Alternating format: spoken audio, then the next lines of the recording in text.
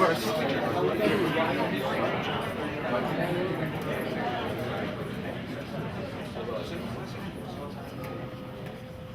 Welcome to everyone, and thank you for joining us today. Before we begin, I would like to thank the Social Change Project at the Mercatus Center for hosting this event. The Mercatus Center at George Mason University is a university-based research and outreach center dedicated to independent academic research.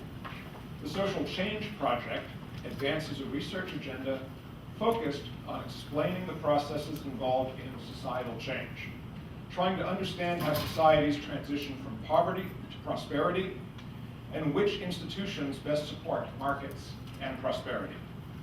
Through a unique combination of institutional analysis, public choice, and market process economics, the Social Change Project's research framework attempts to shed light on complex social situations and provide valuable knowledge to policymakers, community leaders, development agencies, and other stakeholders. Today's discussion will focus on one of the best examples of the scope of the Social Change Project's research framework. The Bloomington School of Institutional Analysis, co-founded by Elinor and Vincent Ostrom, has turned the traditional view of public service management on its head by applying economic analysis to the provision of public goods, illuminating the large array of decentralized, non-governmental arrangements that can successfully and efficiently provide public goods, and the conditions under which those arrangements arise.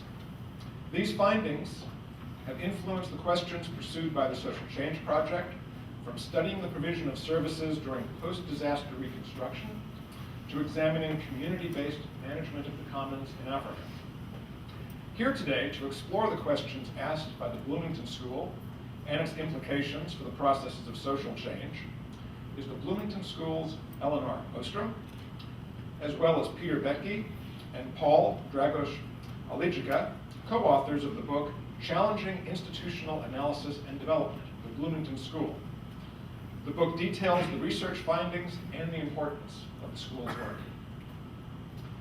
Elinor Ostrom is the Arthur F. Bentley Professor of Public Policy at Indiana University in Bloomington, co-director of the Workshop in Political Theory and Policy Analysis, and founding director of the Center for the Study of Institutions, Population, and Environmental Change at Indiana University, and of the Center for the Study of Institutional Diversity at Arizona State University. Not least, in 2009, she was awarded the Nobel Prize in Economics. Peter Boettke, to her right, is a university professor in the George Mason Department of Economics. He's vice president for research and BB&T professor for the study of capitalism at the Mercatus Center, and is the deputy director of the James M. Buchanan Center for Political Economy. Paul Dragos Aligica is a senior research fellow at the Mercatus Center, a faculty fellow at the James Buchanan Center for Political Economy here at GMU, and an adjunct fellow of the Hudson Institute. Each of them will say a few words, and then we will open things up to your questions. Professor Ostrom. Oh, I'm sorry. Yeah. I won't take too much time because I know that people are here to see Lynn and me. I was asked to give a few remarks on the influence of the workshop in Indiana on our work here at Mercatus.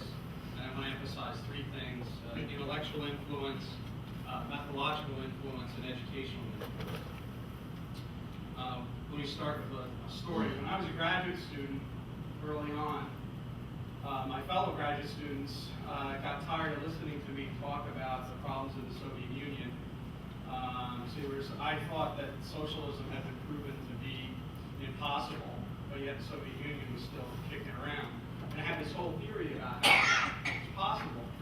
And so they said, go tell Gordon Tullock. And they convinced me one day at a public choice meeting to go up to Gordon Tullock and tell him.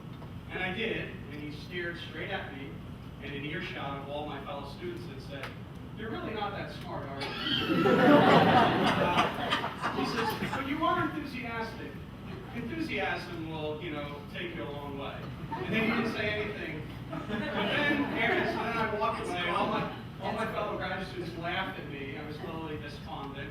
But then the next day he came up to me and he told me, he said, look, he says, that's an interesting idea. My idea was that the Soviet Union was a rent-seeking economy, similar to what Hullison and Eklund had argued was in mercantilism as a rent-seeking society. That was my way I was going to try to sort of do this. He said, that's kind of an interesting idea.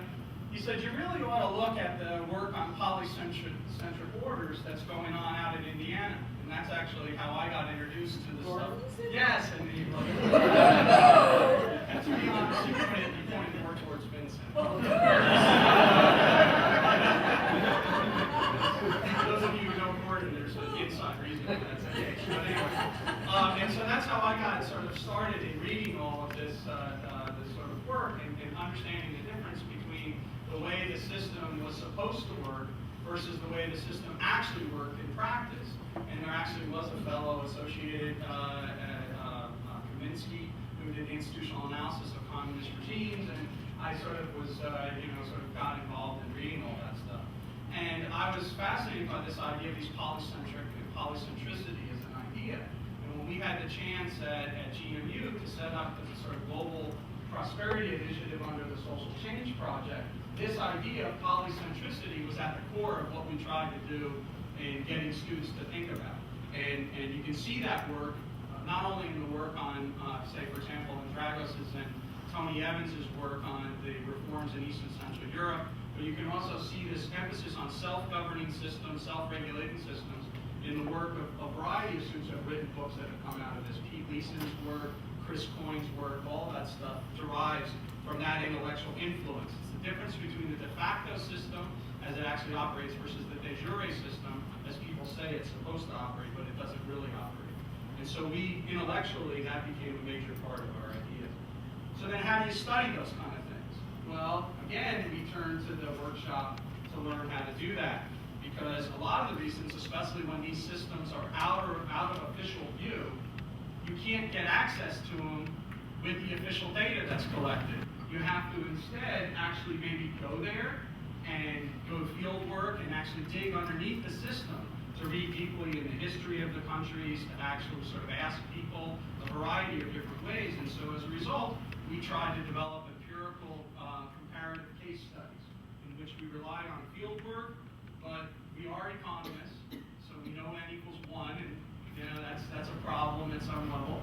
And so we also developed comparative case studies and then tried to find also a generalizing aspect.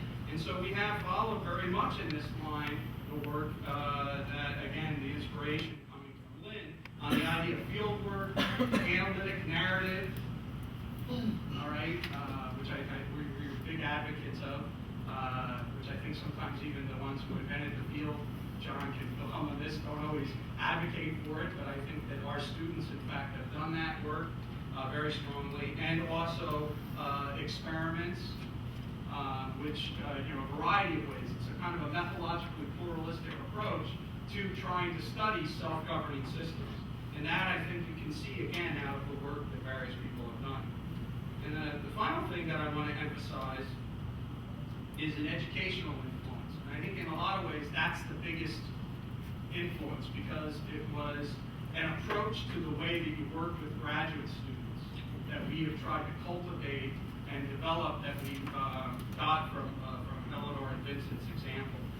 It's the idea that graduate education is a collaborative workshop, not a top-down approach, and that you treat graduate students, some of the graduate students will deny that I treat them this way, but that you treat graduate students as what you would call, you're trying to cultivate citizen scholars. That is, this idea of apprenticeship, in the craft of doing scholarship for a purpose. And lately I've been on a big kick of an essay by Jim Buchanan. The students that are here that have me, they've heard this too ad nauseum. And Buchanan wrote an essay called Economics as a Public Science. And in that he justifies what our task is as economists. And he says, our goal as economists is to be able to communicate the principles of our discipline to our students so they can become informed participants within the democratic process. And he gets this idea from Frank Knight. It's very much a part, I would argue, of what's going on at the workshop. And in fact, at the end of our book, Lynn has an interview in the last is about the issue of what the workshop, the research and educational mission is about. And if we don't cultivate citizens that are capable of self-governance, then all of our efforts will have in fact been for naught. And that was very much a big part of what we tried to do here in terms of the way that we work with graduate students. And we got all of that from the example that Eleanor and Vincent set up with the workshop out at Indiana. So I'll leave it at that. Paul, thank you. As you have noticed, probably there is a division of labor between us and journalists, and in this division of labor, my role is to say a couple of words about the book, and while doing that, to ensure a sort of smooth transition to Lynn's intervention. So I'm going to do two things. I'm going to give just a very brief overview of the structure and the content of the book, and in other words, to say something about what you'll be finding in the book. But then I'm going to say a couple of things about what you won't be finding in the book, and most probably you should have been there on the second thought, looking back at the book as it stands now. So let me start, as I have mentioned, what is in the book, what the reader will be finding in the book. And I would love to say, and probably that would be the best approach in marketing the book, to say this is the most concise and at the same time the most comprehensive introduction of the Bloomington School of Institutional Analysis. However, this is not the case, unfortunately. This is the bad news. The good news, though, is that in this book we have the most concise and the most comprehensive introduction to the Bloomington School of Institutional Analysis, and actually it's an appendix to the book. What is the content of this appendix to the book? It's an interview, actually two interviews. One interview with Elinor, and another interview with Elinor Ostrom, with me. And in those interviews, Vincent and Lee outline their views, and in a very smooth and nice way they present the contours of their work in the last 40 years or so. So in a sense, when you're reading this book, my suggestion would be to go. So in a sense, my suggestion would be that when you're reading this book, to start with the appendix, and then to see the book and I as a sort of long footnote with that. Now, you may ask why we haven't put from the very beginning the interview. Well, that's a very good question, and that's why we have a question and answer session. Just to explore this issue. But once you go over that, then you have the book in itself, which has three parts. Let me say something about, before outlining those three parts, let me say something about the book, because there is a specific set of expectations in terms of what you'll be finding in this book. And usually people, when thinking about the Bloomington School of Institutional Analysis, usually think of two things: common pool resources, research on common pool resources, and research on governance, usually governing the commons. However, and this is our basic point in this book, the research program of the Bloomington School of Institutional Analysis is way larger than that. And the objective of this book is precisely to present the large framework within which the research on commons and the research on governance is a part of.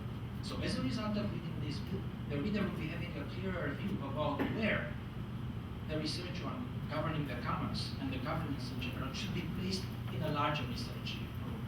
So our emphasis is again on the general frame, on the big picture.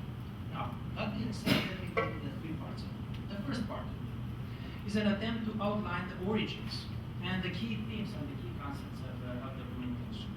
I'm not going into details there because, again, I think that we'll be opening up this conversation later during our discussion today. However, let me mention only one example of what you find in this first part of the book, other than again the discussion about the historical origins of the school and the debates and the emergence of the school, out of the debates around the metropolitan governance program, the metropolitan governance issues. You will be finding a very serious attempt to challenge the foundations of the way social sciences, and especially political science and economics, were thought and developed during the last maybe 50 or 60 years or so. And one of those assumptions was the idea that you have two basic types of institutions, the markets and the states. And then you analyze and discuss the entire social order in terms of these dichotomy, this divide, markets versus states. You'll be finding in the first part of the book a discussion of how the Bloomington scholars, Lin and Vincent Woolf, have challenged the basic assumption and actually reopened a conversation about the huge continent of institutional structures that couldn't be captured if by using only the theoretical lenses of markets versus the states. So a new pair of theoretical lenses, and using the theoretical lenses you discover huge institutional and very interesting institutional diversity. So this is the first part. The second part. The second part, we try to show something that it looks very obvious. Usually, again, people when they are looking at the common pool resources, but don't see the big picture. One of the most important things about the Bloomington School of Institutional Analysis is the fact that this is not just an attempt to empirically falsify, verify whatever your epistemology is, a set of theoretical hypotheses. It is more than that. It comes with a vision, what we call a social philosophy, or the social theory. And we try to outline in the second part of the book that vision, the social, that vision about social order, that vision about social change, a very bold attempt, which is far from the orthodox neoclassical mainstream, or for that matter, for other types of social theory that are outlined, articulated in other disciplines. So I leave it to that just to point out that if you are interested in the second part of the book, you'll be finding a fascinating challenge at the level of social theory or social philosophy. And that challenge is a work in progress, by the way. So this is something that is developing, and it's a place, I think, of that would generate a little bit of intellectual fascination. Okay. Okay. Is it very? The last part of the book, the third part of the book, is trying to place the Bloomington School in the context, intellectual context. In other words, to help the readers get a better understanding of where the school is in terms of various competitors or other schools of thought that have influenced it. And there we discussed again. On the one hand, issues like the relationship between the Bloomington School and the rational choice movement, or issues like agency and structure, or the relationship between micromotives and microbehavior. So big themes of social sciences, interdisciplinary defined, not only economics or political science, but also sociology. They try to place the school in relationship to that, but also we try to place the school on a longer view, intellectual history. We try to place the school as a sort of outcome of a tradition that starts with the Federalist paper, and they go through Tocqueville, and then, and this is an important point, the tradition reemerges in the 20th century through the public choice school. So this is the third part of the school, and now I'm moving to a couple of comments about what is not in the book and should have been there on second thought. But there are some reasons why they're not there. And let me make a quick link to the public choice that I have mentioned. We are at George Mason University, and definitely public choice is a huge thing here. And indeed, on second thoughts, I think that although we have discussed James Buchanan at length and the relationship between James Buchanan and Vincent and Lin's thoughts about public choice, actually Vincent and Elinor Ostrom were presidents of the Public Choice Society and the founding figures of the public choice. So although we have discussed all those things, I don't think that we went deep enough in placing the Bloomington School in the context of the public choice context. Is there a reason why we have done that? Probably one of the reasons is that this is again a work in progress. So things are happening currently at George Mason University in terms of reassessing the public choice tradition, in terms of reassessing the Austrian roots, in terms of reassessing the ordo-liberal roots that were pretty influential in terms of the Bloomington School.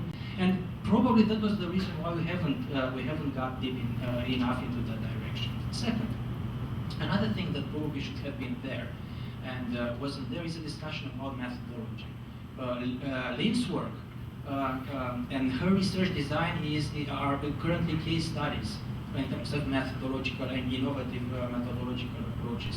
Unfortunately, we haven't done enough of that, but again, It might be a reason because again at George Mason University we are trying interdisciplinary with the public with the public choice in the tradition, economics, public policy, law. We are trying to approach these methodological issues, and there is a reason why probably we haven't focused enough on that, but yet we're work in progress. Finally, we haven't discussed at all the application, the public policy, the practical, the very concrete implications of the Bloomington School.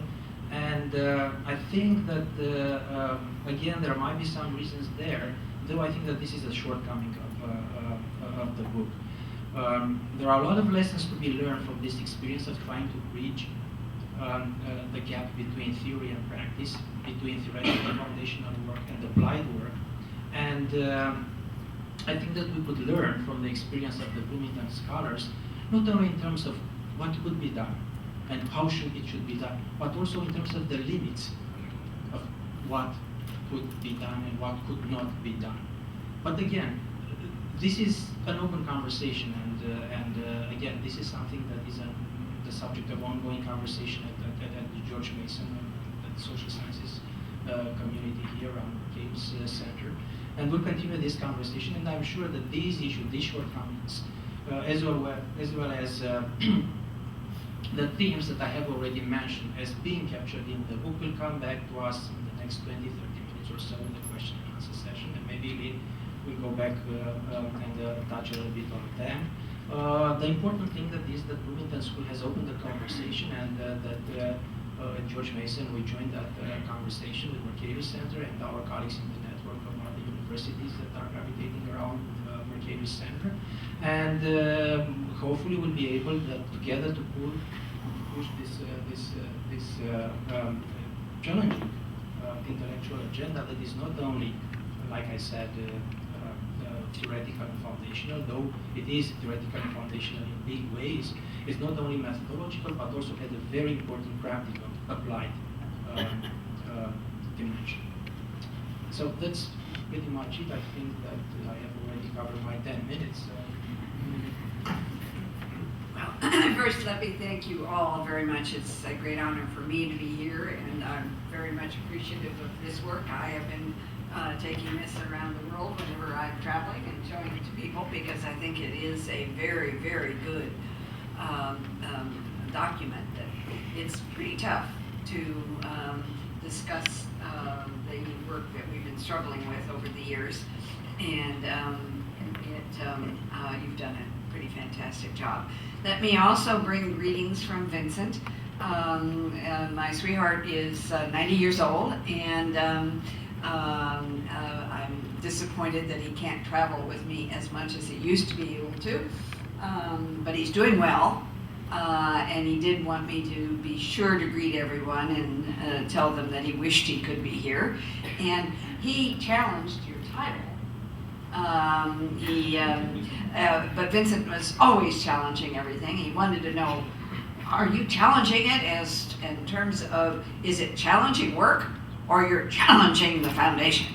And so I bring you his challenges. We interpret it, I do, that you consider this a challenging development rather than you're challenging, but we'll continue that discussion. I think I should clarify two concepts that people sometimes ask me. The first one is, what the heck does polycentricity mean? I want to know. I'll be much quieter. Can you hear me? So lots of people say, what does that mean? And the other one is, what's a workshop? And so let me tackle both. The problem that we have is that when we did have the idea that there were two optimal forms, the state and Hobbes' theory and Woodrow Wilson and all of the early work that Vincent challenged so much, saw public order as being hierarchical and top-down. And so literally the singular, the state, was what people considered if the market didn't work. And it's always been kind of funny to me to talk about the market because effective markets have lots of, if you have a monopoly, it's not very effective. And so the market is a name used for a polycentric organization of one sort or another. Because anytime you have a very large firm, that firm is not producing everything it uses. And you read anything about corporate theory and today's big corporations, and they're stressing that no corporation can produce everything it sells, that it has to find others to buy from, it has to find others to do key parts of it. So almost every large corporation is polycentric. And because it is using a wide diversity of other corporations and units at multiple scales. Even inside a modern corporation, Oliver Williamson's work, which I respect very greatly and thought it was wonderful that we reported this at the same time, is trying to get at some of the challenges of organizing subgroups that are effective inside a hierarchy, and that if it's strict hierarchy, it frequently does defeat some of the innovation and challenge and work that can go on in a firm, even though the firm is considered hierarchy. Well, Charles Thibault, some of you may have had a chance to know Thibault in an earlier juncture, is one of the most engaging persons that you could possibly deal with, and he was fun. Charlie could have been a stand-up comedian. He was so funny when we were into discussions that were not about a particular paper.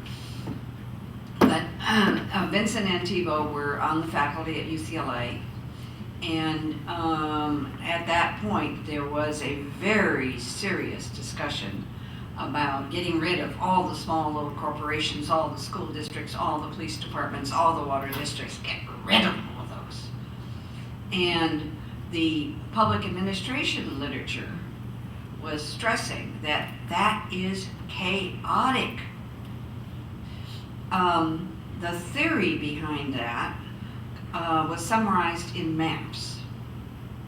So if you go back to the textbooks written in the 50s to 80s, where they are writing about this heavily, and even sometimes today, you'll see that the discussion is metropolitan areas all over the United States have just incredible complexity and chaotic structure.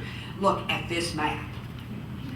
And the map would show multiple jurisdictions and some little guys and some big guys, but the map was considered evidence of chaos and ineffective governance. Wrong. Maps don't tell you anything about performance. It was just idiotic that people would use that as evidence. But they were then trying to think through, how do you begin to develop a political economy that is broader? And they used the term a polycentric approach to represent that you could have order in which you had some very large, some medium, some small, a variety of different scaled enterprises that could potentially work together as a system. They didn't have to, and then it wouldn't be called a polycentric system. They were very careful to distinguish between just having lots of units and effectively working together. Unfortunately, that did not become the dominant way of thinking. Some of us then did years of work on policing. I think I can beat anyone in this room in terms of how many hours I have been in a police car or how many jails I've been in. Anyone want to challenge me on that? Well, that goes back to methods. we were very, and it goes to the notion of our teaching strategy. I won't go into my first assignment as a teacher teaching American government Tuesday, Thursday, and Saturday, 7:30 in the morning, because I didn't have a job when I went to Indiana, and they needed that taught. And what do you do when someone says, "Will you teach it Tuesday, Thursday, and Saturday at 7:30?" I said yes, and I did. And then I became graduate advisor. And I did that for several years. And then I was given my first opportunity to teach a graduate seminar. And by then I was a little desperate in terms of they put me on a tenure track, but not giving me any chance to do new research. And I had the good fortune of working with a group of graduate students for a 1-year seminar. And I've urged when I've been advising young people that if they can do that in their second, third, or fourth year, this is an excellent strategy. Because what we did in the first semester, is we really read the economic and political science literature on measuring public goods. And Herb Simon's work was pretty important in that because he'd been struggling with that himself. But we were really trying to seriously look at who studied this, how had they measured it, what was going on. And then we decided we would do a research project that spring. I indicated to the graduate students, I said, no water. I had just finished a massive study of groundwater in Southern California, and while I like water, and I've studied it frequently, I didn't want to be a water person. So I said, public goods, no water. And Roger Parks was a wonderful PhD student who had gotten his master's in engineering and was working full-time up in Indianapolis. And actually the reason he took my class in the first place was that in the fall it was in an evening class. So you've got to make use of what happens. And Roger suggested, we could study police. And in Indianapolis right then there was a huge debate about Unigov, and a very prominent senator by the name of Lugar was then mayor, and he was arguing about moving out and having a single Unigov for the city. And Roger had the sense that there were some independent police departments that would be very interesting to look at immediately next to neighborhoods very similar. And these original neighborhoods we looked at were pretty much white middle class, but they were in around a circle, and inside the city of Indianapolis were neighborhoods very, very similar. And eventually when we did the census data and did everything else, they really were. And we worked then with an undergraduate class in the spring semester, and I had a sophomore honors class, and they said, Professor Ostrom, we want to do something different. And we said, okay, do you want to do a real research project? Because we didn't have money. And they said, yes, let's do something different. So I went over and there was a local research center on campus. I did as close to begging as you can for 10 days of getting a car from the university.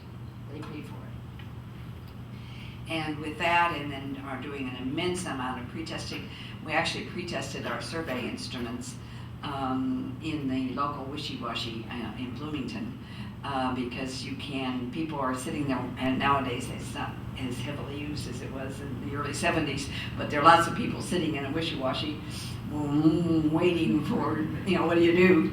And you can knock on their shoulders and say, we need time, 10 or 15 minutes for pre-testing something. Would you let us talk with you? And we couldn't ask them about Indianapolis, but we could ask them measurement questions that were very tough to get at because people had not measured these things. And so partly the workshop came about in light of that and many other things, where we had the sense of working with we made furniture, and we worked with a wonderful wood craftsman and made furniture with him. We did that every Thursday evening and all day Saturday, and we learned, if you work side by side with a real artisan, you learn their skills. This is not mechanical. If you're going to make beautiful furniture, you have to figure out which pieces of wood would actually work or which should be kind of ground up or put someplace else. And that experience was a great experience. And then we worked with another craftsman in building a log cabin.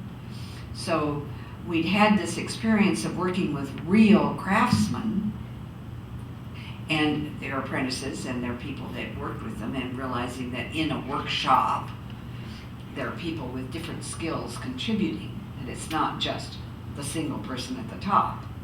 It is people working together. And then I'd had this experience of the first study that we did together, where it was the graduate students and the undergraduates and me working together to then develop what we did is develop a household survey, and we did a very careful job of a random survey. And then we started writing in patrol cars. Writing in a patrol car, you can see the problem that the public official is dealing with in a way that if all you do is study their annual reports, you don't get. And so the very first effort was multiple methods, because survey research and writing in a patrol car are pretty different methods, and working with students and trying to study polycentric systems. If you're interested, what we did find is that the small to medium-sized departments in Indianapolis were trusted better by the citizens. When citizens had a local crime, they called upon the police more rapidly. They called more frequently. The police came more rapidly. They were more satisfied. We did not find a big difference in reported crime rates in the formal, but we eventually, again by field work, decided that FBI crime data was not reliable. That happened when I was sitting in a department in Wisconsin on a related project, and I was doing archival work, so I was back in the back corner, and nobody was paying any attention to me because I was there 8 hours, you know, and who pays attention to you once they're used to you being there? And a sergeant called in a cadet, and I won't use the bad language that the sergeant used, but he bawled out that cadet in no uncertainty. Joe, you know, you just reported a $54 bicycle theft. In this department, we don't have $54 bicycle thefts. No bicycle theft is more than $49. Why? In those days, grand larceny was a theft more than 50. You observe that and you realize that crime statistics may not always be the most accurate way to measure performance. And one of the things that those of us want to do a good empirical work, we've got to ask what are the incentives of those who fill out the forms, and are they to indicate a little bit more work done or lower, or what are they?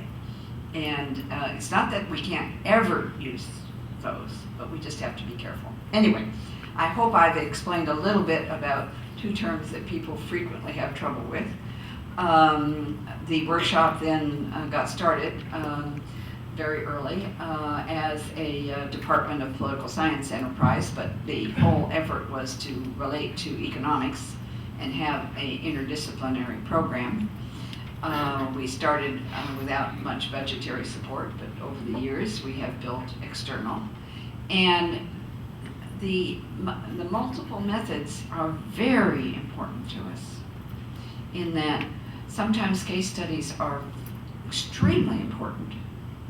And we learn a lot, because in a case study you can begin to get a sense of the path and the concern in the people and how they're seeing things, especially if you can interview and do archive and get a variety of materials.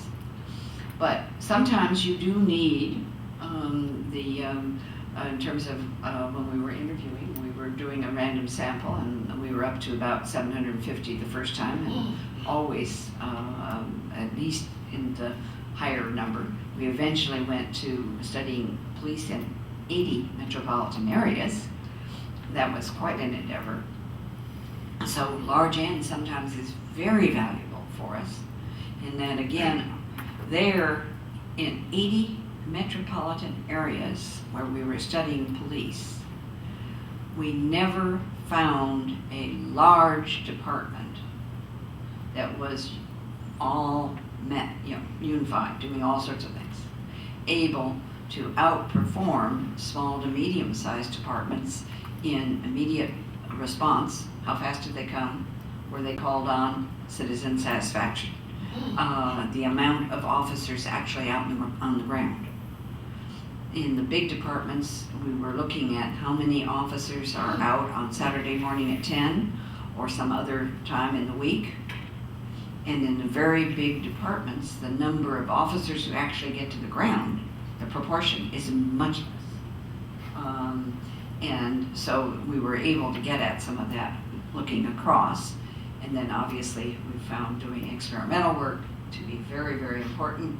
And that's where we've been able to go back and forth, observe something in the field. I think it's not exactly as we think theory predicts. Let's do a rigorous theoretical model. Let's make it very rigorous. Then how do we put it, how do we get instructions in a lab experiment that are very close to being a representation? You can't do the mathematical equations and show them to undergraduates and say maximize. But you can give them tables and have them choose, and you know what the maximum is, and you know what the Nash equilibrium is, and you know what's optimal is. And you can see whether they do. And we were able first to look at that with a common pool resource with no communication. And some people have accused me of always disproving Hardin. And I come back and say, no. In an experiment where nobody knows who else they're communicating, they're interacting with, and they are not communicating, our evidence is strongly supportive. So in environments where there's no real tie between and no communication, Hardin was right. He was wrong in presuming that was everywhere, because as soon as we opened up the chance to communicate and do a variety of other things, people were able to improve what they gained dramatically. And then that's been established out in the field with people doing field research in local communities. And I think I've gone on and on and on, so I think at this point it should be turned over for questions. And thank you very much. Wonderful to be here, and looking forward to your questions.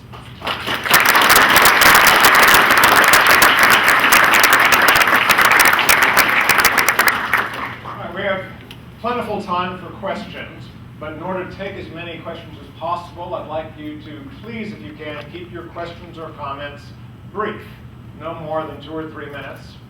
We have a microphone for those who are going to ask questions, so I'll also ask you, please wait until the microphone reaches you before you start speaking. And for those of you who are not in the lecture hall but are in the outside atrium, we will also be taking your questions, so please bring those forward as well. All right.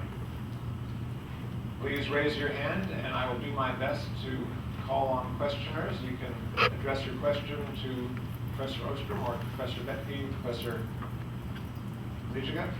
Okay, all the way at the back.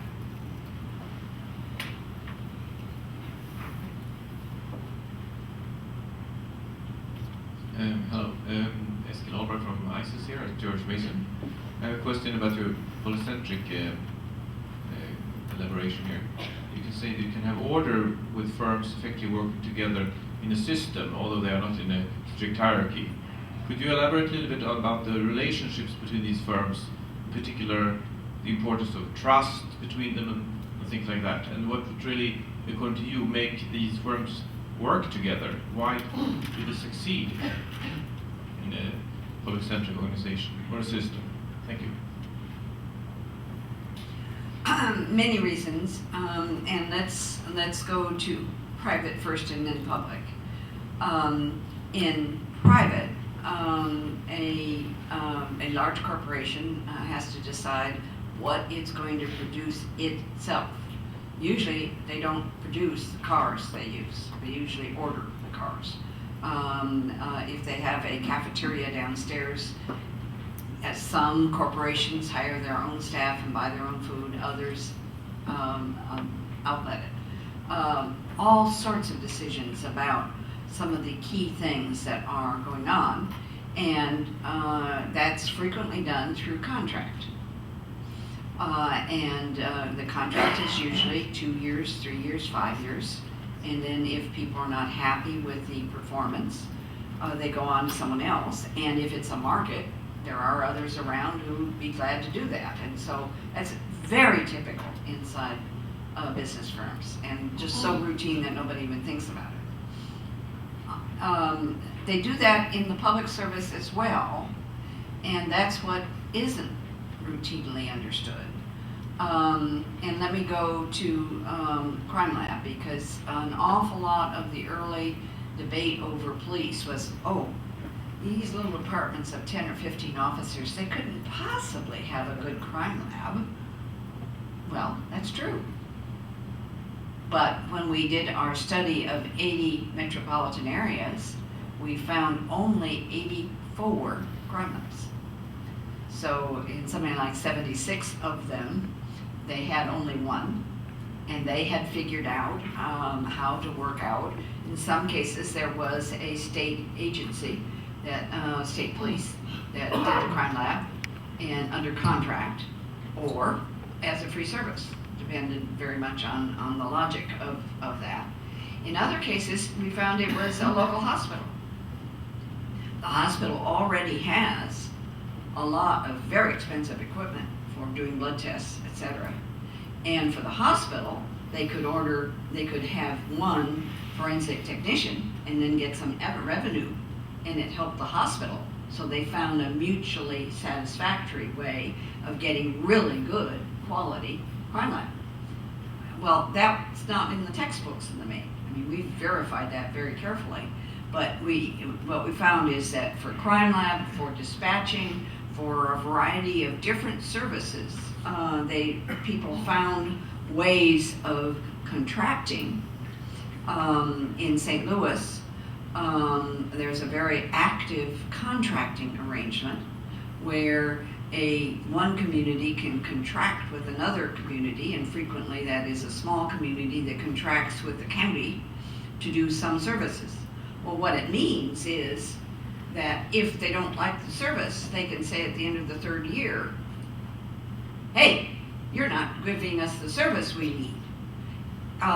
For communities that don't have that contractual arrangement and are just being served by the larger, so it's a community inside a big city, a neighborhood, they have no voice. So partly it's being able to articulate preferences. We want it done a certain way, we'll pay you X, etc. Being able, if it's not satisfactory, to say, no, we're not satisfied, we'll do it a different way.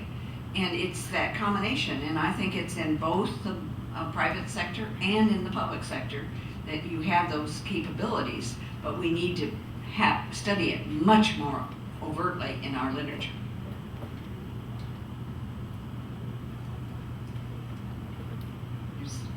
Another question? Oh, I'm sorry. I just want to check. Leo Krasnojan, George Mason University, grad student. Dr. Ostrom, your book became a main source of my inspiration in writing dissertation and conducting this kind of field work that Dr. Boettke was talking about. So, on behalf of all George Mason students, I just want to say thank you so much for your work. It's a huge inspiration for us. And I have the following question for you. You already actually gave some answers to my questions during your speech, but still. What will you recommend any student regarding the fieldwork approach to a case study in terms of methodology, design, and post-fieldwork analysis?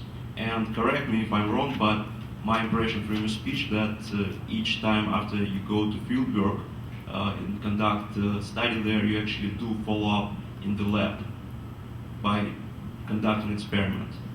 Thank you so much. Well, I'll advertise a new book, thank you. Amy Poteet, Marco Jensen, and I have a book that, thank goodness, was submitted to Princeton before October. It was submitted in January, and they accepted it last May, June, and with revisions, and we spent the whole summer working heavily on it. The original title we gave to Princeton was Multiple Approaches to Studying Collective Action, Multiple Methods. They didn't like that. Fortunately, they accepted the book and just said, come up with a better title. And after a lot of back and forth, the title is now Working Together, Collective Action, the Commons, and Multiple Methods in Practice. And so what we've done is taken the theory of collective action as it was in the very early 70s. And then we talk about individual case studies, meta-analysis, large and experimental, etc. And for every one, there are advantages and costs. An experiment, which I love, doesn't have, it's got strong internal validity, but it is not strong on external. Doing field work and having a really good random sample can be strong on external validity, but then do you really have, are you measuring what you think you're measuring in your survey? And yes, sometimes those have been worked and reworked and reworked, and you've increased the internal validity, but all sorts of problems of, when you answer, how do you choose people inside a household to interview? Do you only interview whoever answers the phone or the front door? They're just incredible questions of getting the external validity of a survey, even though it's considered much better on external validity. And our question, what we were trying to show is not that everyone should do every method. That would be ridiculous, because to do these methods well takes time and knowledge and hard work. But to work with teams in collaboration where you're learning about other methods, and are they finding really different things than you are? Well, then we better sit down and start talking about it. And is it the method, or did they happen to have a sample that is dramatically different, and we need to take that sample, that area, and there's something different about it, and we weren't even aware of it. So there's discourse that you have to have to really grow over time.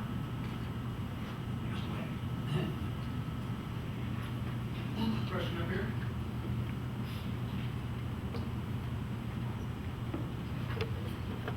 Hi, I'm David Bose of the Cato Institute.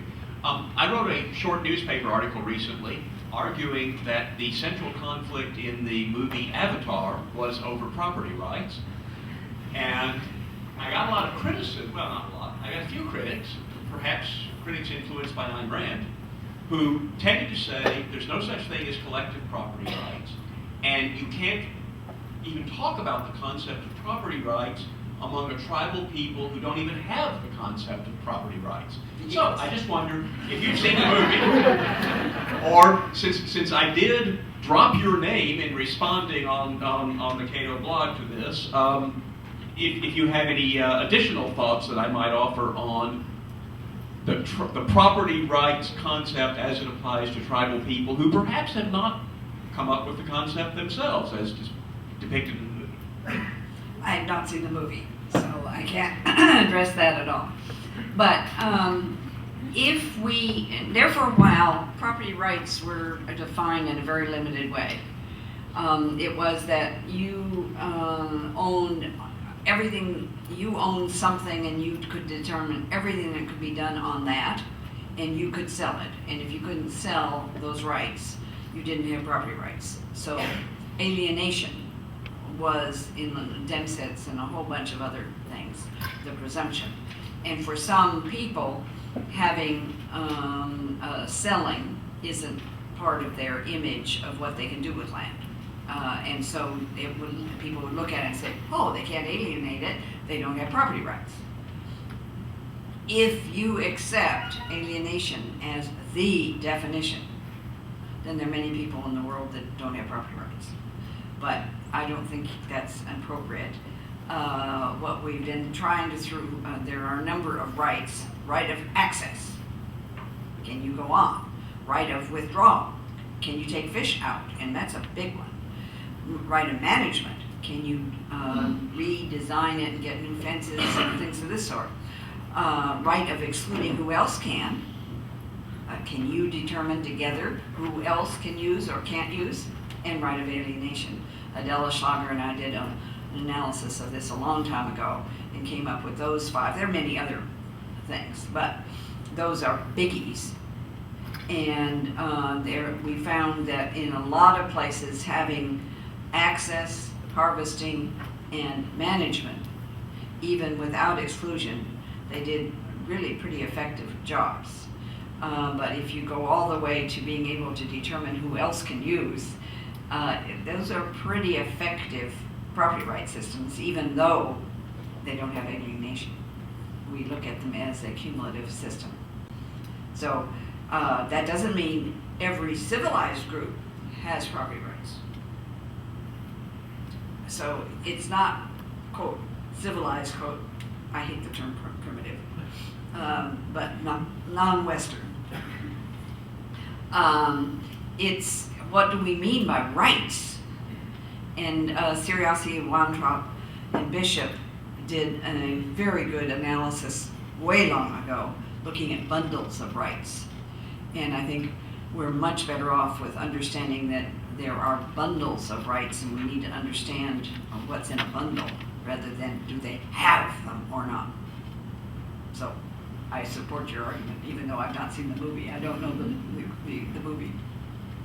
Can I ask you a follow-up question on Sure. that, which is one of the things that contrasting, say, for example, Williamson's work, which is basically on managerial capitalism, with your work on governance structures, is that I sort of see in Williamson the great strength is he takes a very kind of pessimistic view of a man opportunism, post-contract opportunism, and then sees how through contractual relationships we can discipline that.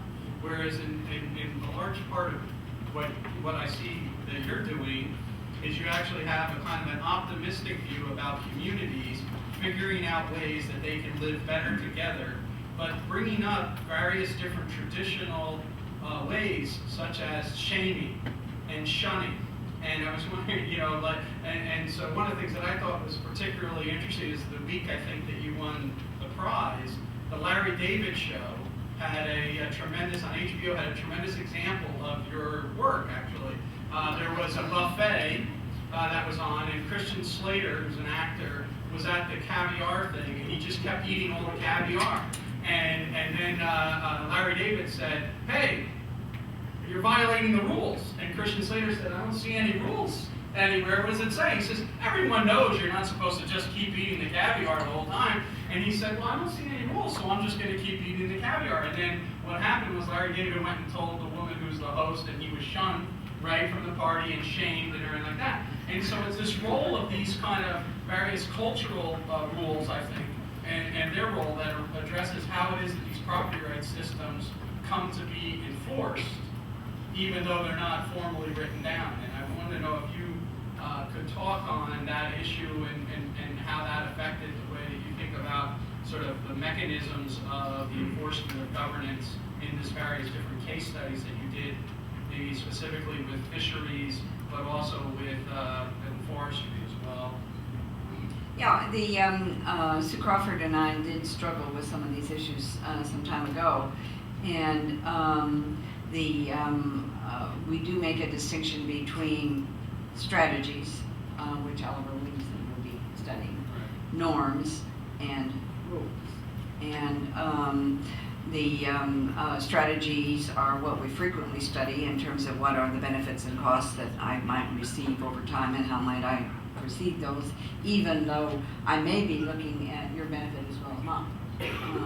So my utility may be a little bit broader, but there's no must, should, sort. Norms start to introduce the deontic operators, must, must not, and may. And I'm very strongly influenced by John R. Collins. And for those of you who may not have, this is a very excellent institutional economist who wrote almost a century ago, labor economist from Wisconsin. And he is stressing the evolution of musts, must nots, and mays as a very important part of institutional evolution. And Sue and I got interested in it and realized that there is an entire logic called deontic logic, and the operators are may, must not, must. So there are 3 operators, and there's a formal math that you can use, and we've used it for some purposes. And so we introduced the notion that when somebody is contemplating something, and there is a must not, or a may, that we will call a norm. And when that's going to be enforced, there's an or else, it's a rule. And the difference between strategy and norm is very obvious. The difference at the 2 extremes of norms and rules is also very obvious. There's a gray area that I have struggled with because partly you were giving an example of a norm and sanctioning, and kind of there are ways that we talk of gossip, shaming people. That is used a lot for norms. And when it isn't very regularized, we will still consider it a norm. But some students yesterday heard me talk about a cow jail that I was quite interested in, and I let me report the study because we would go all the way to a rule. I was in a high village in Nepal, and there was in the center of the village a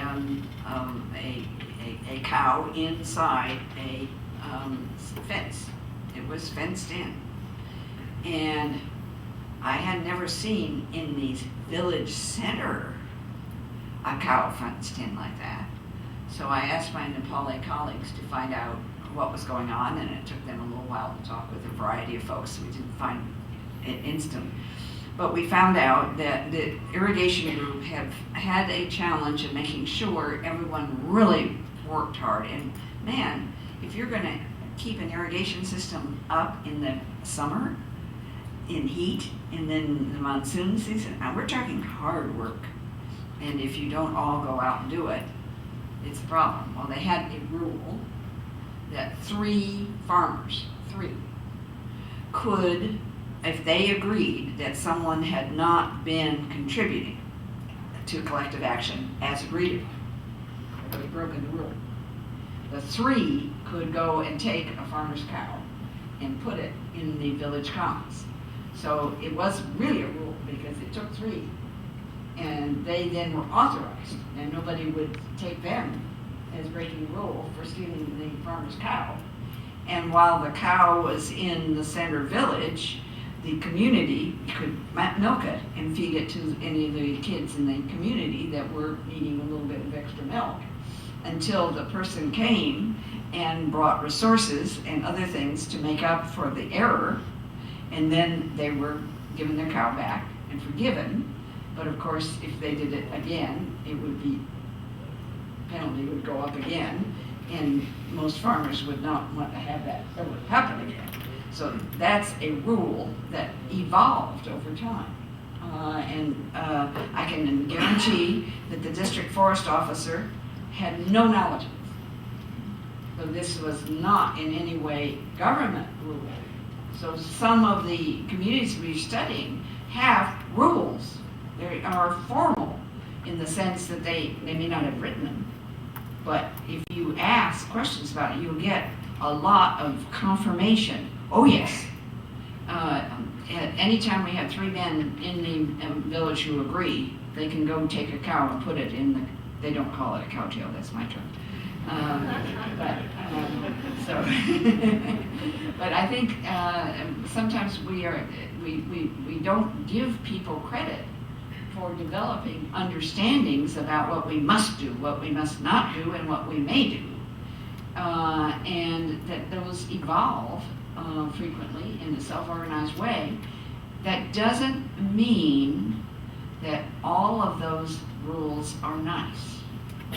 And for those of us concerned about women's rights, there have been rules through the ages that were not very nice. And they were rules, and they were enforced, and enforced with considerable violence. They weren't nice. And so that doesn't mean every time there's a rule that you have to say, oh, isn't that nice? No, it's a rule. Then you have to ask, how did it come about? Are all people treated equally? What are the consequences of this rule? Whether that's government developed or local or whatever. Because there are terrible rules out there. And some of them are developed by local communities.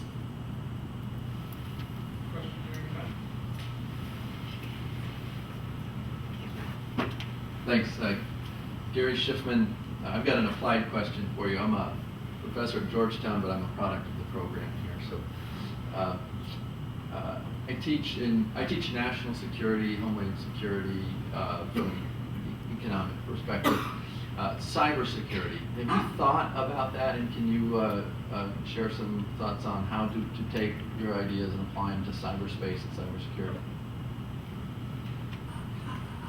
It's a very important question. Charlotte Hess and I have been trying to deal with information commons and some of those issues. I don't have, I mean, partly the question is technology and where can technology help, but in many cases it can't. And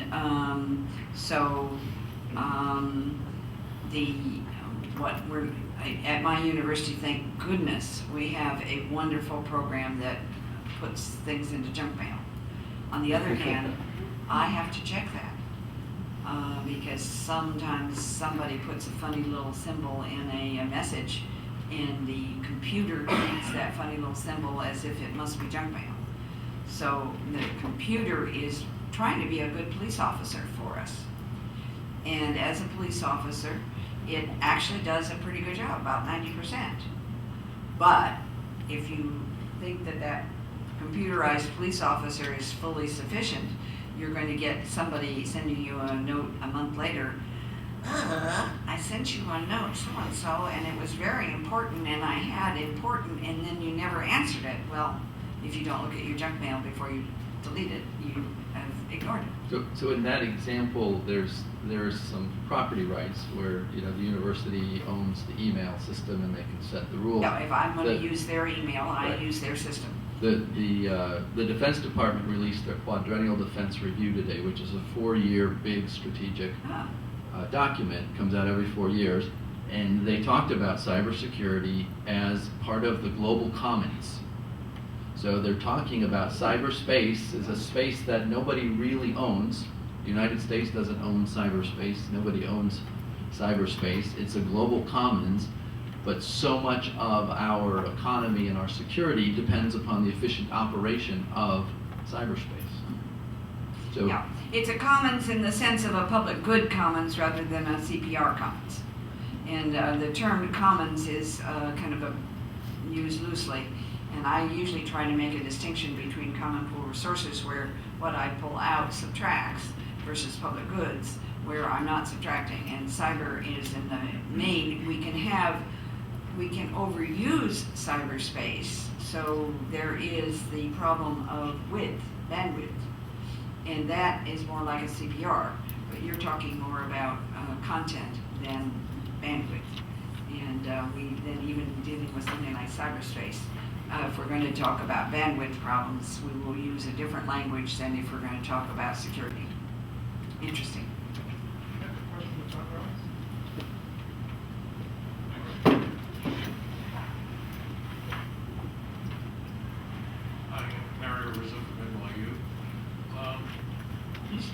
talk about the map.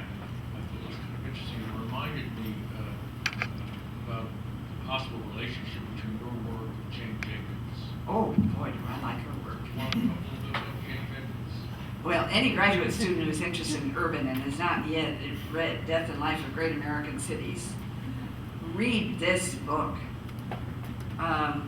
She understood a lot about what makes an effective city work. And that is that there are neighborhoods and there are vital things and there are different things going on. And she criticized massively the presumption that you would make maps where downtown didn't have any industry and didn't have anything other than government offices and nice department stores, etc. And she said, that's dangerous.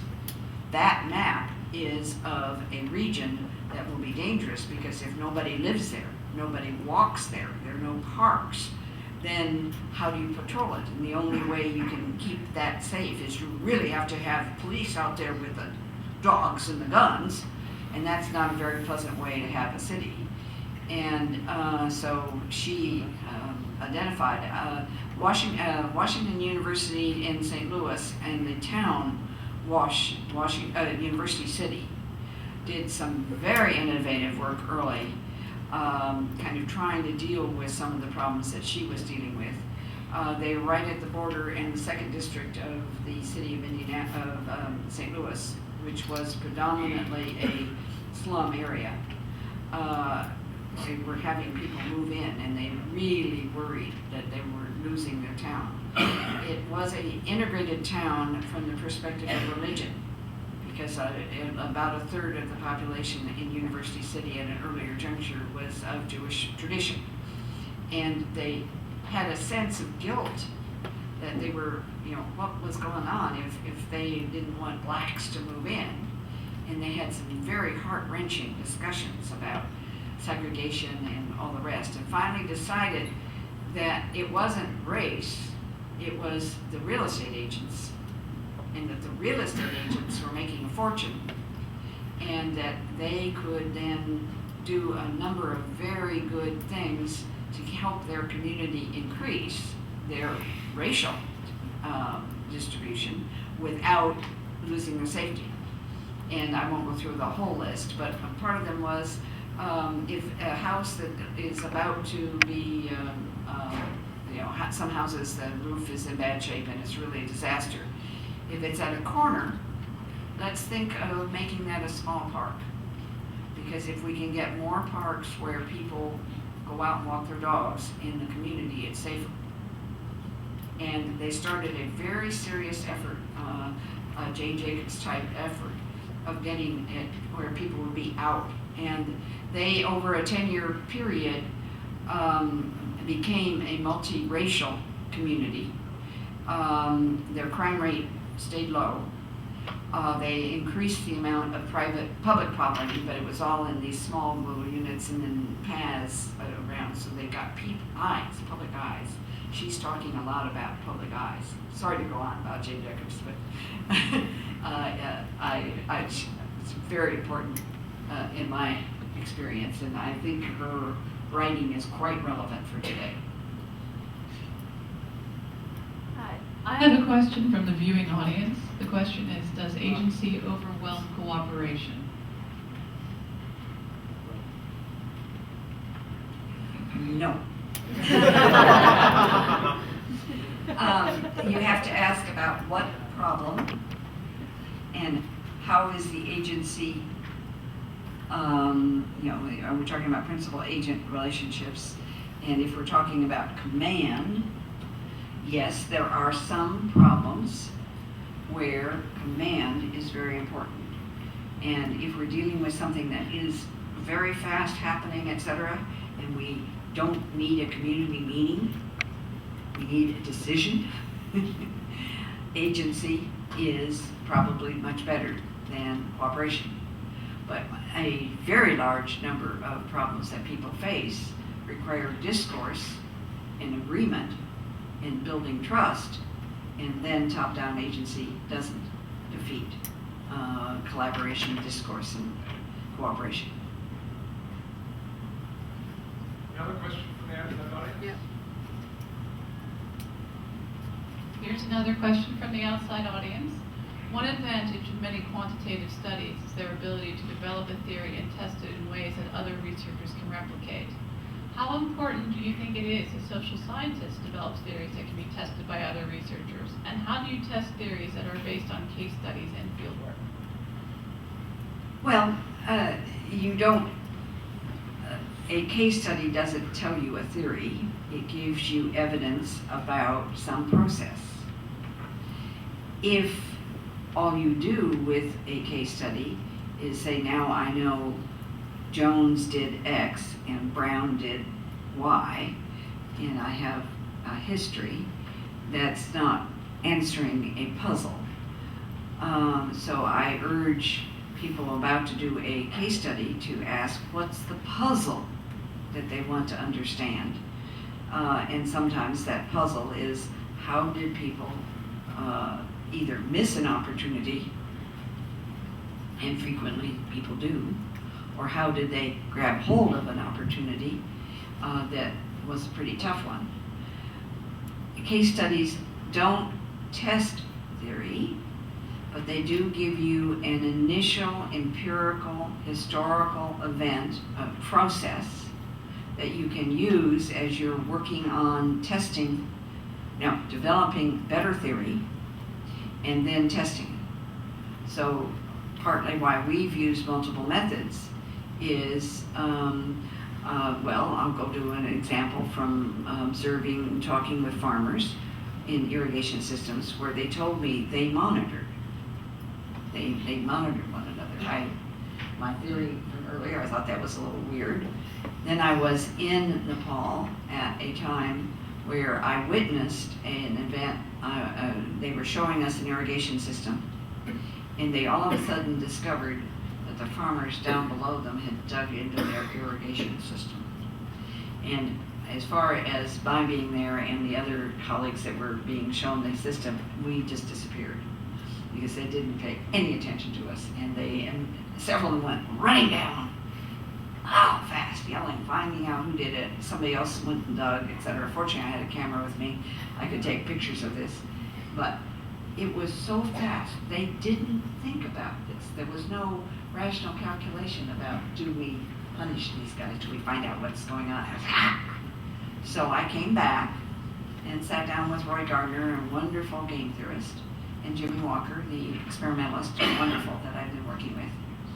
And I said, Roy, can we do a game theoretic analysis, very rigorous, of the possibility of people sanctioning one another? And then, Jimmy, if once we get the theory done well, can we put it in the lab? And that took us some time, but we did.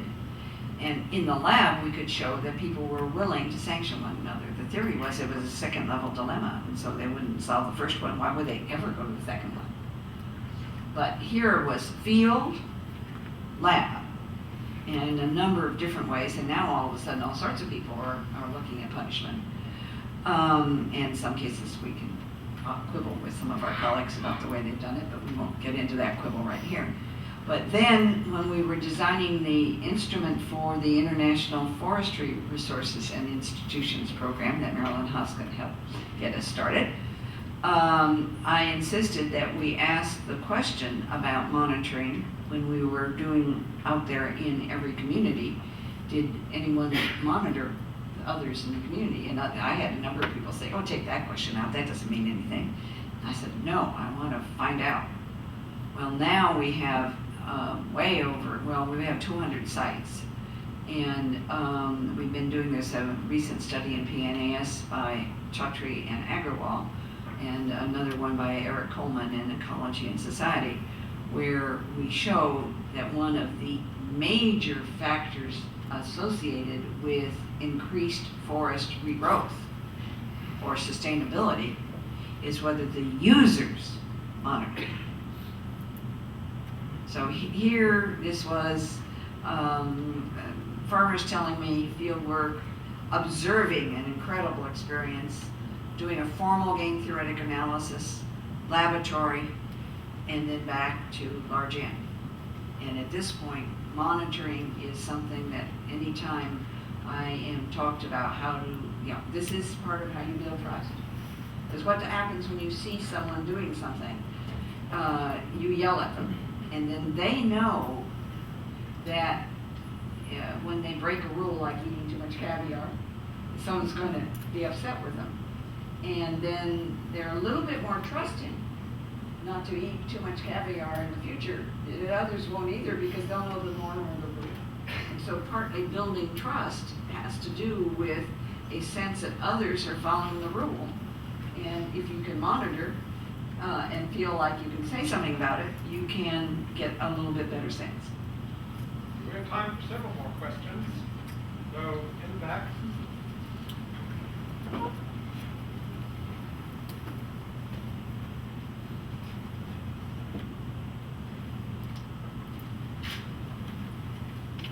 Ilya Selman, I'm a law professor at George Mason. I was interested to hear you mention Jane Jacobs. I actually wrote her amicus brief in the Kilo case before the Supreme Court a few years ago. But my question is actually about something different. Also an interest of mine, common property resources and public goods. It is, you certainly know, the sort of standard argument that's made against decentralized voluntary solutions to these problems is that once you get into a group with a very large number of people, then it's harder to monitor, there are more free riding costs and so forth. So I wonder if you could perhaps say a few words about the problem of numbers, like is there an upper limit to the number of people for whom these sorts of solutions can work? If so, how do we determine what that limit is? Thank you. It depends on the problem you're talking about. Arun Agrawal has a very, very good study in India where he's looking at size of forest and size of group. And what he shows is that when the forest is large and the group is small, they can agree, but they can't handle the work. So if the workload is something that if you're going to share it, you can share it among a pretty big group and you can work out effective ways to do it. You can get up, now he was looking in groups of 25 to 150, and there were some people who said it never go up to 150, and he found groups where it was at least that level and totally voluntary, nothing about external state. The part of the problem is figuring out who's involved, what kind of mechanisms do they have to communicate, and now what is very interesting is some fishery groups that used to not be able to monitor one another with cell phones, they're able, here's where technology is helping reduce the cost of some kinds of monitoring. So fishers observe something going on and say, hey, and simultaneously can reach a bunch of folks and let them know that something's happening, and that didn't used to happen. So I think we have to look at problem, technology, a variety of things, and then look at size. But strictly voluntary, yes, it's pretty hard to have a huge group. But let's think about traffic. And I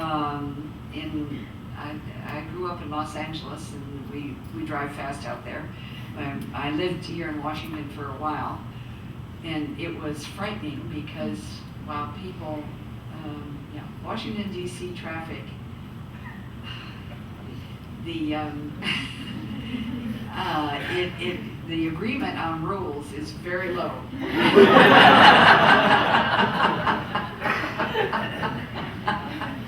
And I'm not sure it's the size of the group, because in Los Angeles we have a very large metropolitan area, and yes, police do a lot of work, but there's a fair amount of agreement about what you should do. So it's a subtle combination of understanding, trust, monitoring, etc. And I just spent a little bit of time in New Delhi again, and what's so interesting is that on the back of trucks there is a sign saying honk. And I got to asking several people, what did that mean? Well, in the main, the trucks don't have mirrors on the side, so they don't know if you're in the back. And so if you want to pass, you got to honk. And so the signaling system is kind of crazy, as well as some of the rules and some of the problems, etc. So it ain't just size. It is technology, agreement on rules, a variety of things, as well as size. Thank you, Lori. There's a gentleman in the middle of the third row. Mike, with a shirt.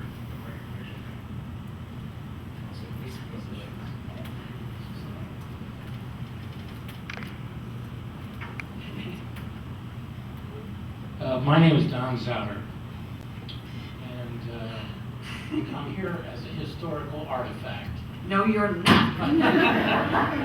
But it's wonderful to see you again. Thank you.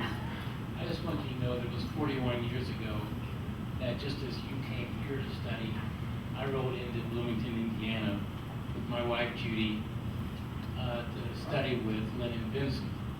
And at that particular point in time, there was nothing called a Bloomington School. There was nothing called a workshop in political theory and policy analysis.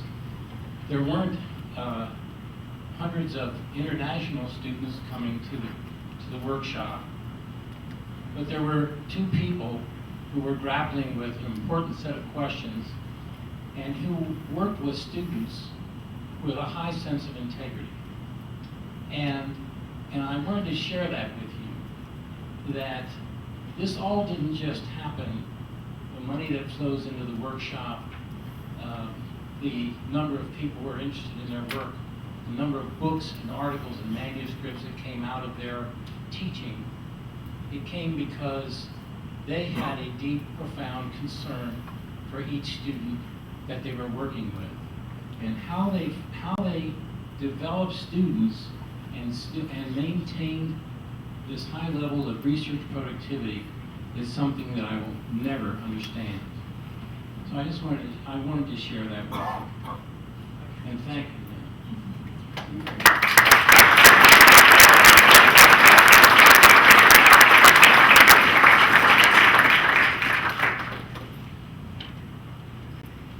Hi, my name is Monty Brown. I'm a visitor from Ann Arbor, Michigan. And I want to thank you first of all for having answered my first question at the end of your initial remarks, when you spoke directly to the question of how your work corrects or contradicts, the extent to which it corrects or contradicts the arguments and analysis of Garrett Hardin about the tragedy of the commons.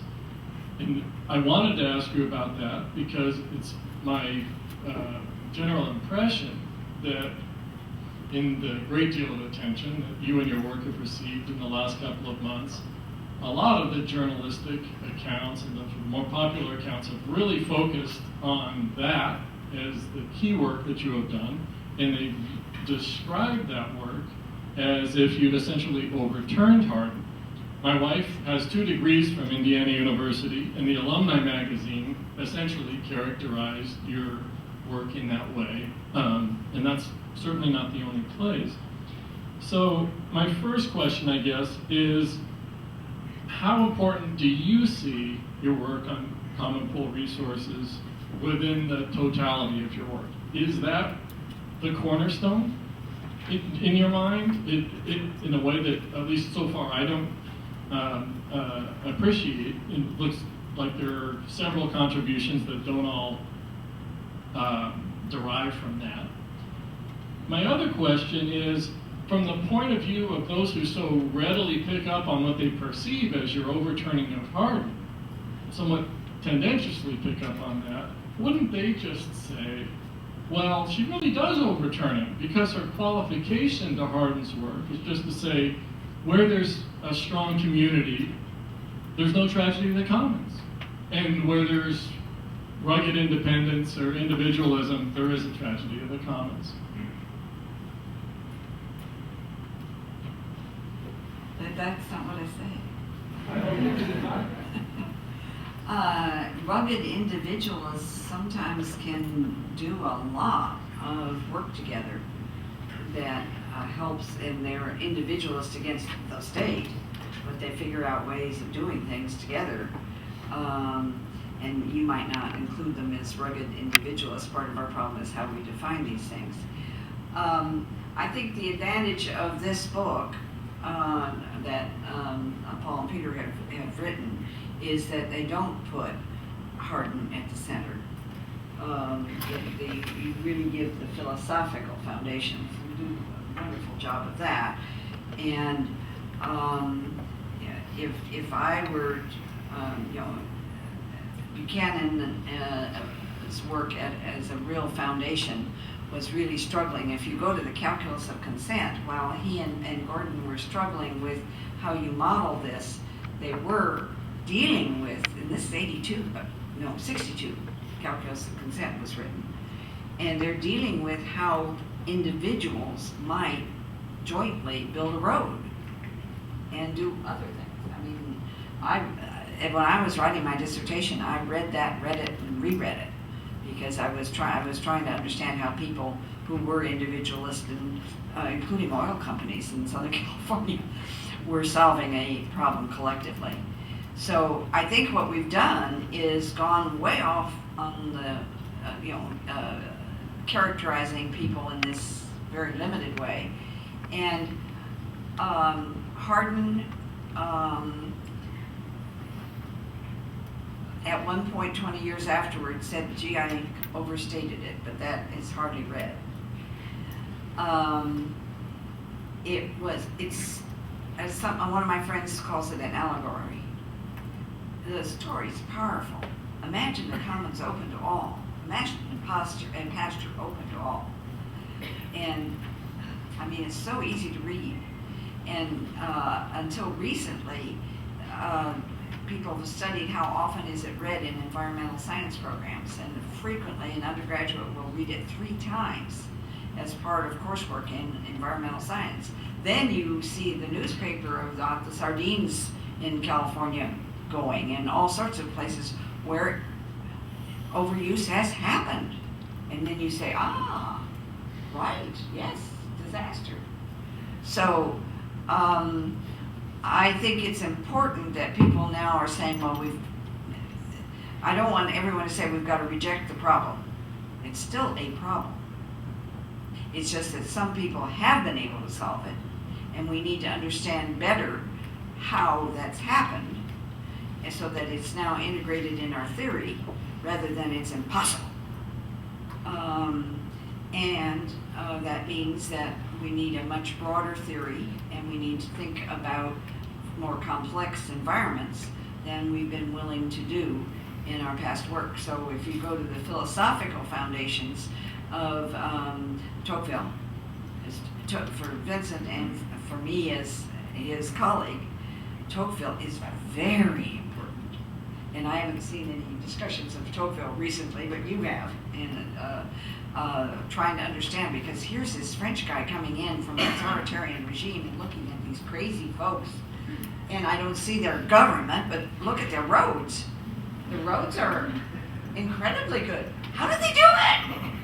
Well, again, I'd like everybody to read Jay Jacobs and read Tocqueville. We have time for one last question. Gentleman there.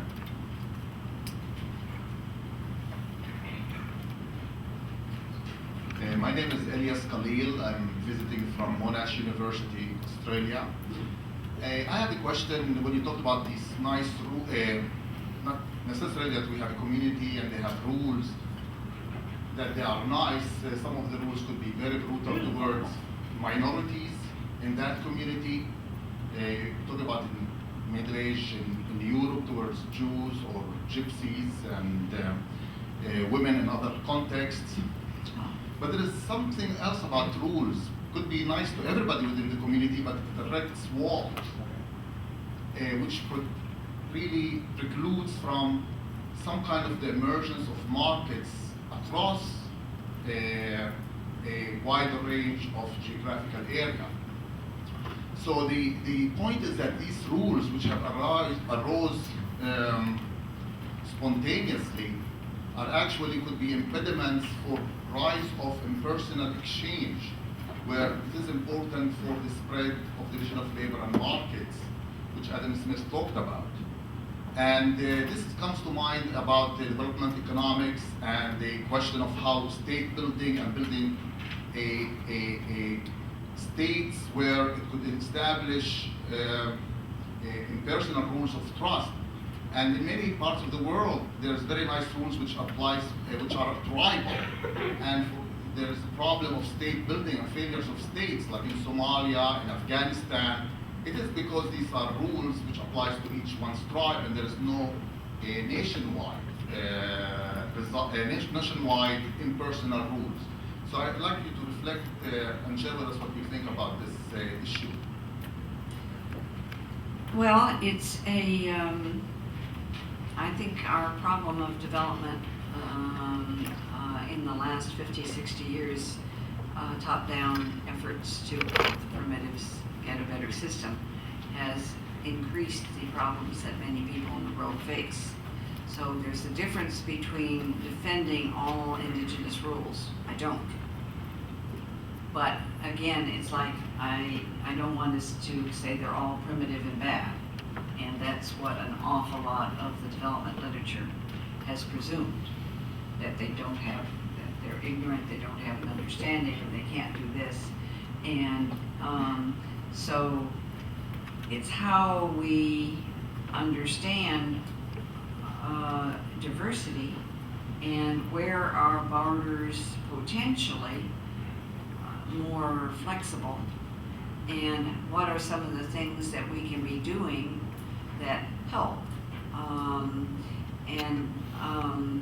Just imposing a national rule has frequently led to a lot of corruption rather than a lot of uniformity and opening of markets. So the market has been to pay off the officials, and markets for bribes, bribe markets aren't very effective for having a active economic community. So you're pointing to some very important issues, but ones that we've oversimplified and thought, what we do is we impose uniform rules and then we solve it. No, that is not solved. Thank you.